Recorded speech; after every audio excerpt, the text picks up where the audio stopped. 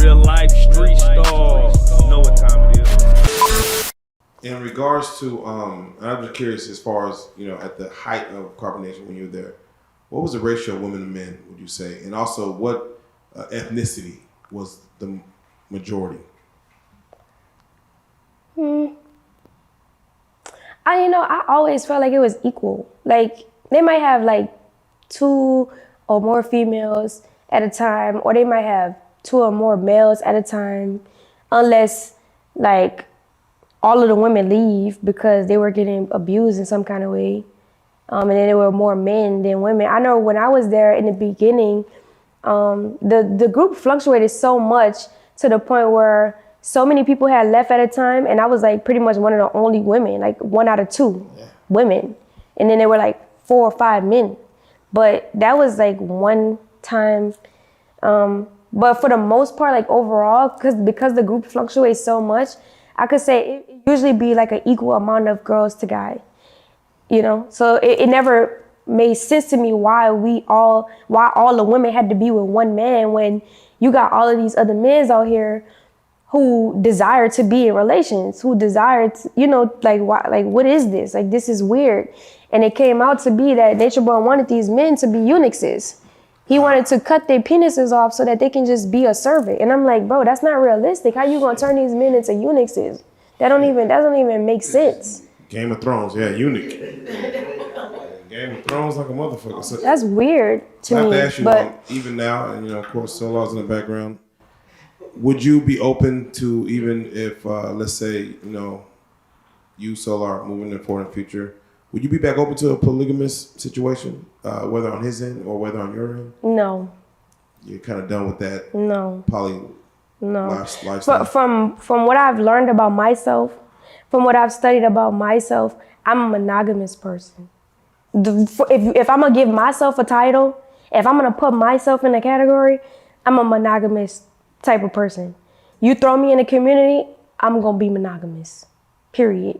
Anywhere I go. Because I just have a certain type of standard. I have boundaries. I have a whole heap of things that even if I wanted to be polygamous, it would literally have to be a situation that would literally have to present itself from God, and God would literally have to approve of it because it's just got to be ordained. Like, if that was the case. But at this juncture, and in the next year or 2, I don't see that happening at all because of the space and time that we are currently in. The trauma, like, it's just too much. It's too many other variables.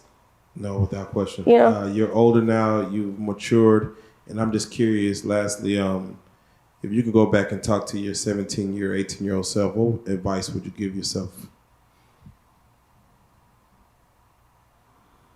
I would tell myself to finish school, finish college, because still to this day, and even in this moment, I'm thinking about being in somebody's agricultural program. Original plan. And I still have yet to really do that because I have other responsibilities now that I have to think about, and I have to put certain things on the back burner to be able to eventually get to the point where I can focus on being in somebody's agricultural program. Definitely. But I would tell myself that, and I will also tell myself to just study a bit more. Stop relying more on what people are saying more than studying what they're doing, watching what they're doing, responding to things based off of someone's actions rather than what they're saying. Man, without question. Well, Velvet, your story again is, it leaves you with no words, but for those who do want to follow you, who do want to see kind of what you have going on, be able to root for your journey going forward and be able to assist, maybe even, provide some guidance or provide some knowledge.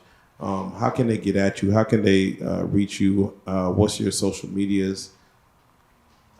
Well, my Instagram is one thing, but I really want to put my YouTube out there. Let's focus on that. Yeah, Creole.femininity.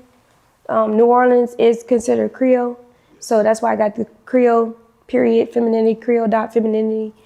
But I will tell people just to be aware of scammers because people have made multiple YouTube channels of the same name and femininity is spelled different, maybe 2 I's, 2 N's, but Creole is spelled correctly and femininity is spelled correctly for my platform. Just make sure you have that period in between Creole femininity.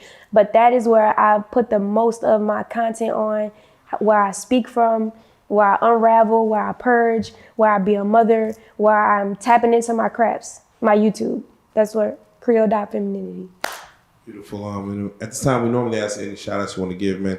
Any people that you want to just kind of commend or give recognition to on your journey to this point? The first person is my dad.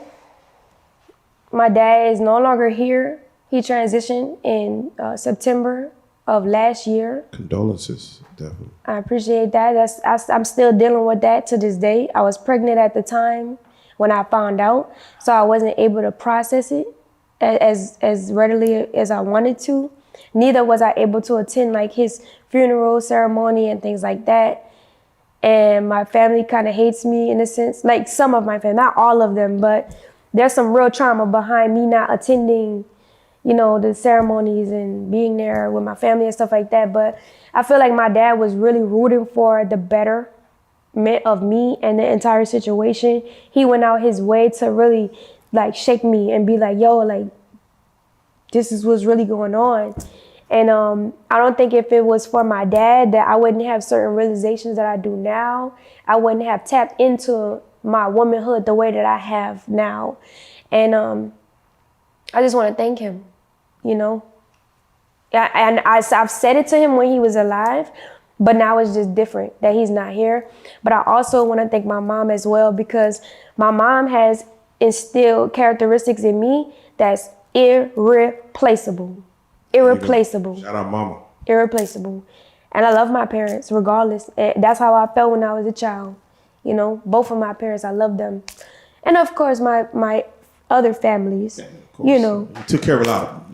No. I'm sure they're happy and I'm sure they appreciate. Not to make it too cliche, but I do want to shout out Solar. Without And question. people be like, oh, you didn't. No, but he has really added value to my life to the point where if we split up today, I would still be applying it to my life, like literally. And I can't say that about most of the people that I have come into contact with, and that's really hard for me to say because I don't want to trust nobody at this point. I don't want, because of what I've been through.